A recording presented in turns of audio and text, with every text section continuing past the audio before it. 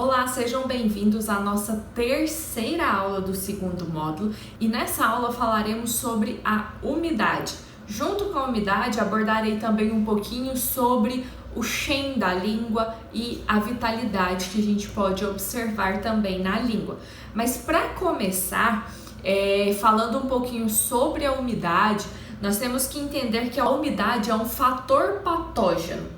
Esse fator patógeno, ele pode ser desenvolvido e ser acumulado no nosso corpo por dois fatores. Um deles é a exposição intensa a ambientes úmidos.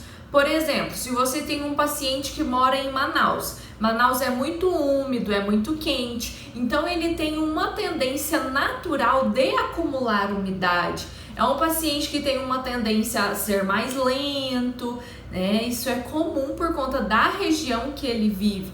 Outra questão, outro método para desenvolvimento da umidade interna seria a preocupação. A pessoa que tem uma ideia fixa, que está sempre preocupado, buscando a perfeição da forma física, essas pessoas têm uma tendência a acumular umidade com mais facilidade. São as pessoas mais preocupadas, onde elas desenvolvem tensão muscular, são pessoas mais preocupadas. Essas pessoas têm uma tendência a desenvolver sinais e sintomas mais comuns do elemento terra, são as pessoas que têm uma tendência a desenvolver obesidade, tensões musculares e assim por diante. Mas falando um pouquinho especificamente sobre a umidade, hoje eu vejo assim, de uma forma preocupante, a questão do desenvolvimento da umidade desde as crianças até os adultos. Por quê?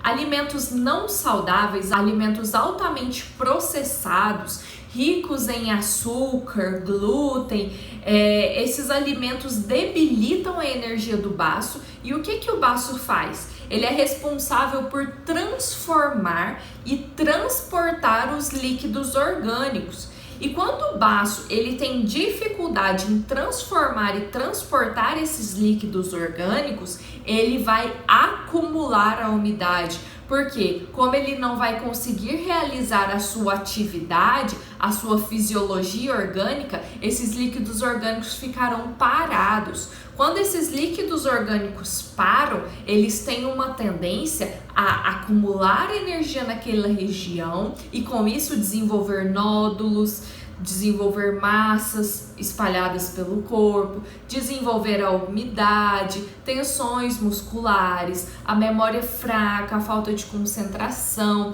A umidade na mente pode fazer com que o paciente desenvolva Alzheimer, porque quando nós temos um acúmulo de umidade no cérebro, nosso cérebro não consegue pensar, não consegue raciocinar, não consegue criar sinapses. Consequentemente, nós não conseguimos nos concentrar na leitura. Quando você não consegue ter uma concentração na leitura ou no que você está fazendo, consequentemente, você não consegue desenvolver a memorização, nem a inteligência, porque a inteligência vem de algo que você concentra, você lê, você apreende aquela ideia, metaboliza aquela ideia e gera um conhecimento. Quem tem essa umidade na mente não consegue desdobrar o pensamento.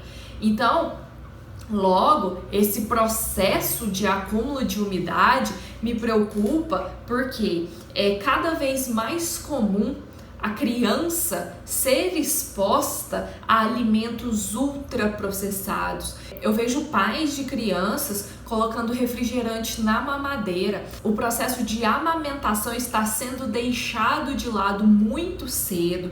Recomendações, e antigamente mesmo as crianças mamavam até os 2 anos de idade, né? Dependendo da criança e da mãe, mas era o mais comum. O leite materno, ele fornece hidratação, fornece nutrientes, fornece substrato para que a criança tenha uma vida saudável. Agora, a partir do momento que você começa a fornecer alimentos altamente processados desde muito cedo na criança, ele tem uma tendência natural a acumular a umidade. Por que a obesidade infantil está cada vez mais intensa e mais frequente? Por conta dessa exposição à criança a fatores que acumulem a umidade. A criança ela é dispersa naturalmente porque ela tem muita energia para gastar, mas a criança que tem um acúmulo de umidade, ela se torna dispersa porque ela não consegue concentrar, porque a mente dela está cheia de umidade. E na língua, como a umidade se manifesta? Primeiro, tem estágios de umidade. O primeiro desses estágios é aquela língua brilhosa, mas não oleosa nem gordurosa. É uma língua com brilho que você vê que é saliva, porém é um brilho intenso. Porque a umidade normal na língua é aquela umidade que fornece um brilho, um aspecto saudável na língua. Quando você vê aquela língua com um acúmulo de umidade, onde o paciente ele tem que ficar limpando toda hora, mesmo sem estar conversando, mesmo sem estar mastigando, ele tem que ficar limpando a boca toda hora, porque está acumulando umidade nas laterais, nos cantos da língua, ou é aquele paciente que coloca a língua para fora e sobe aquela umidade na lateral, isso já é uma umidade mais crônica. E com o tempo, essa umidade ela vai se depositando na língua toda. A saburra ela pode ter aquele aspecto oleoso e gorduroso. Tem um modelo das línguas que a gente vai discutir, o caso dela específico, que vai mostrar bem esse aspecto da língua pegajosa e bem úmida, oleosa. Vocês vão entender melhor quando ver essa foto. Mas é aquela língua que o paciente coloca para fora, a saburra está bem amarelada, ou uma saburra também pode ser branca, mas ela, quando chega no estágio da oleosidade, aquela língua gordurosa, normalmente a saburra é amarela, bem espessa, e ela brilha muito, muito, muito, muito, muito. Tá? E tem aquela umidade que parece um óleo mesmo, você vê depositado ali na saburra, ela tá bem gordurosa, como se a gente pode comparar a um óleo de cozinha mesmo. E a umidade, ela é um fator patógeno, porém, quando a umidade ela acumula na energia, quando a nossa energia ela tem um acúmulo de umidade, ela sofre com um acúmulo de umidade, o que acontece? A umidade, ela relaciona-se com o acúmulo de líquidos orgânicos. Lembra que eu disse em alguma das aulas anteriores que a energia Yang é responsável pelo movimento, por circular o sangue e os líquidos orgânicos? Se a energia está parada e gerou umidade, significa que eu tenho uma deficiência do Yang. Falta Yang Qi para movimentar esses líquidos orgânicos, esses fluidos orgânicos. Então eu preciso aumentar o suprimento do Yang para que ele faça esse sangue, para que ele faça esses líquidos orgânicos circularem.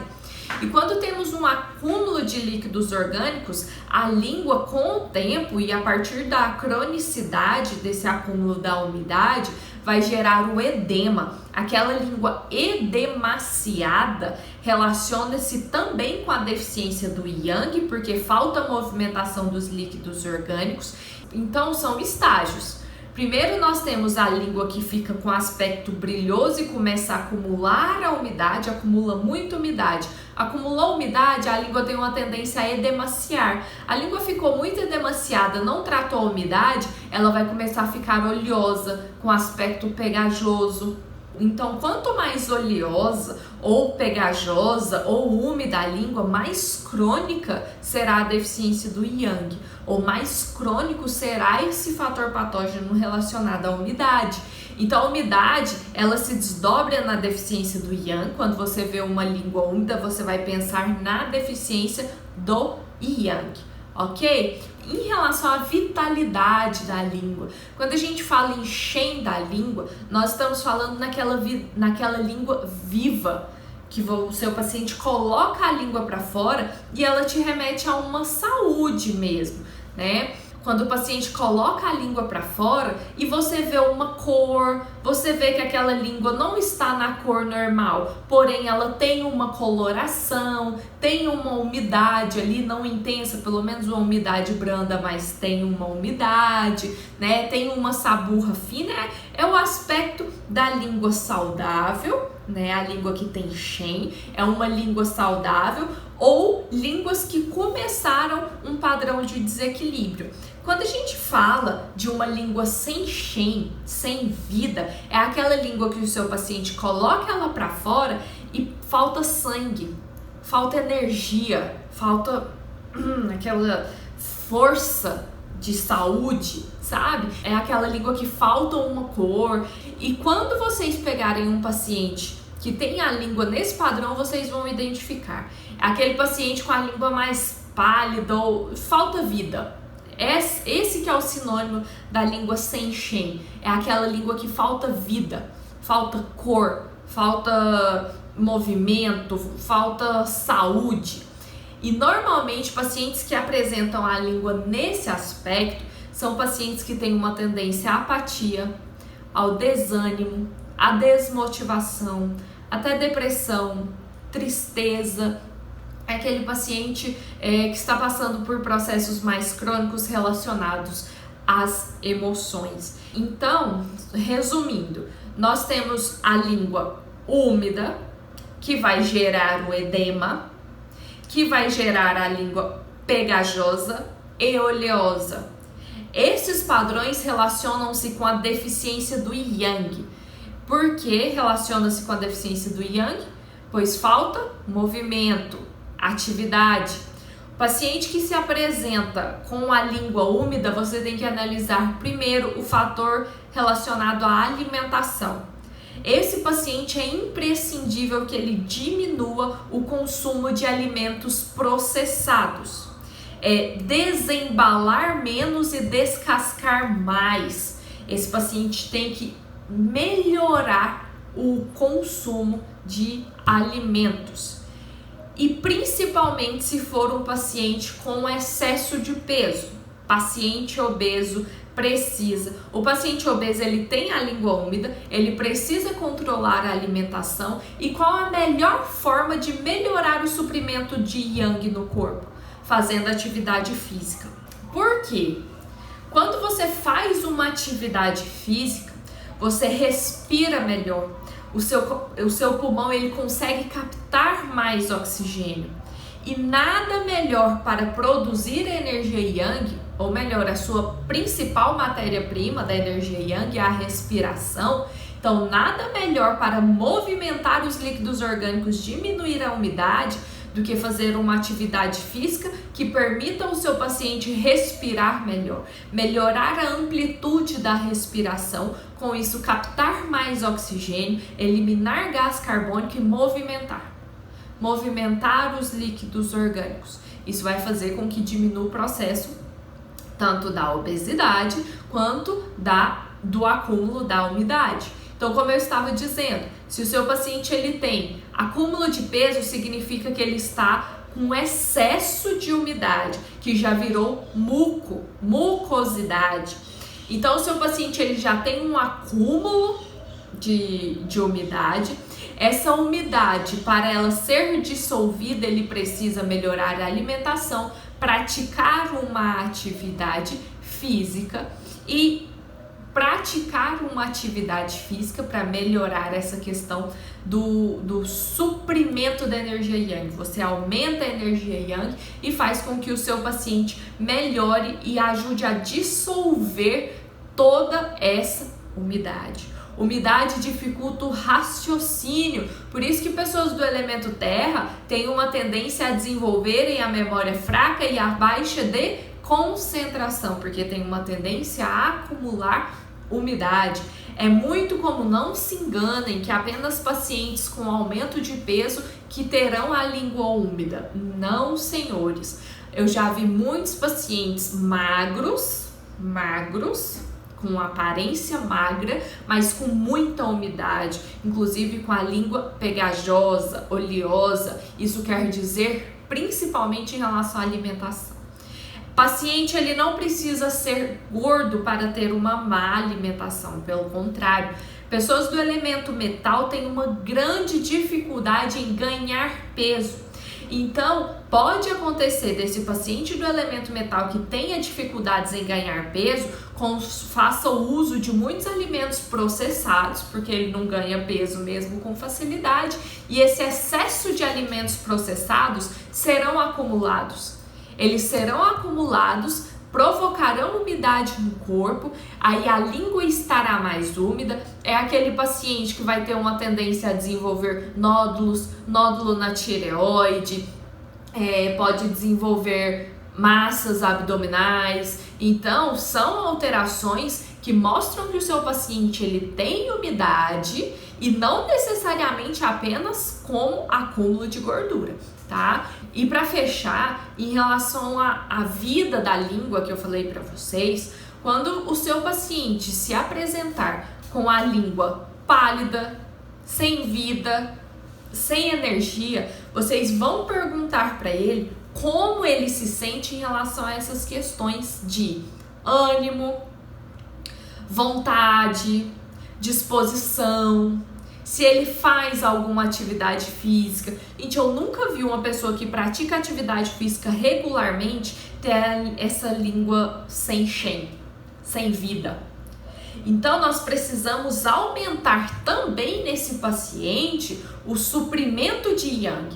Então, esse paciente que tem a língua pálida, sem vida, sem shen, ele precisa também fazer uma atividade física. E normalmente essas línguas têm também um acúmulo de umidade. Então, tudo casa e leva para o mesmo ponto e para o mesmo lugar. Alimentação saudável, prática de atividade física são os dois fatores principais, lógico, além da acupuntura, né? São os dois fatores que auxiliam no tratamento da acupuntura em relação à umidade e à falta de vida da língua. Então, se você quer que seu paciente melhore esses aspectos, recomende a ele fortemente fazer uma atividade física. E como que a gente recomenda ao nosso paciente fazer uma atividade física? Primeiro de tudo, é ele encontrar uma atividade que ele goste de fazer. Pergunte, instigue o paciente, fala: fulano, você já fez atividade física? Já fiz. E quando você fazia atividade física, o que você fazia? O que você gostava de fazer? Não gostava de jeito nenhum de academia, pago e nunca vou. Aí você pergunta para ele o que você gosta de fazer. Por quê? Em relação à atividade física, quando você não tem o hábito, principalmente o hábito desde muito novo, você tem que procurar algo que você goste de fazer. Eu duvido que dentre todas as modalidades que existem de atividade física, você ou seu paciente não goste de nada. Alguma coisa ele vai gostar de fazer. Identificou o que ele gosta de fazer? Tem que começar a fazer e colocar em prática. A alimentação, se você não tem segurança para pedir o seu paciente para diminuir o consumo de determinados alimentos, peça a ele para procurar uma nutricionista. Porém, você como acupunturista, você pode recomendar ao seu paciente diminuir o consumo de determinados alimentos baseado na medicina chinesa.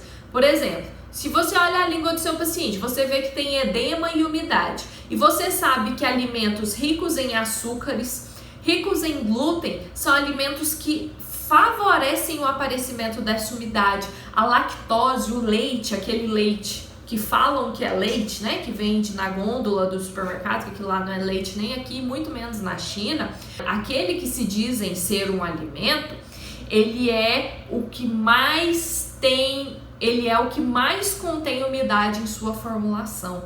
Pacientes que têm desequilíbrios em umidade devem cortar aquele que dizem ser leite, que está lá na gôndola do supermercado. Ele deve cortar mesmo, porque o leite ele favorece o acúmulo dessa umidade. Então não adianta nada você ir lá, fazer um tratamento com o seu paciente de acupuntura, pegar a ponto estômago 40, que dissolve a umidade, que elimina a umidade, ponto BP6, que dissolve a umidade, ponto não sei o que lá, BP3, que ajuda a eliminar a umidade não sei da onde. Não adianta nada você pegar esses pontos se o seu paciente continua consumindo alimentos altamente processados e ricos em umidade.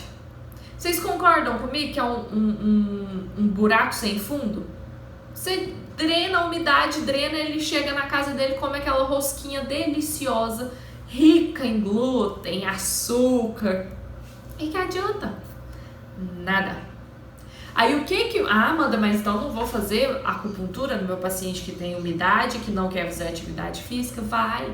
Só que você precisa explicar para ele a necessidade de diminuir o consumo desses alimentos e quem sabe fazer um trabalho para que ele diminua a necessidade de consumir alimentos úmidos, tá? São possíveis, são algumas possibilidades. Veremos na aula de fatores patógenos os sinais e sintomas e como a gente pode tratar melhor pacientes que têm um acúmulo de umidade. Porém, entendam que esses são os fatores que contribuem para o acúmulo e desenvolvimento de umidade. Outra questão que eu falei pouco nessa aula, mas reforço aqui no final. Lembrem-se que o baço ele transforma e transporta os líquidos orgânicos. Então, se tem um acúmulo de umidade, significa que o baço está com dificuldade nesse processo. Por isso que nós falamos que a umidade é um fator patógeno do elemento terra. E na língua, ela se mostra, como eu já disse anteriormente, em relação a edema e acúmulo dos líquidos orgânicos. Tá bom? Então, fico por aqui com essa aula sobre umidade. Qualquer dúvida, pode mandar mensagem que eu vou respondendo a partir da disponibilidade, do tempo, tá? Então, muito obrigada por assistir mais essa aula e até a próxima.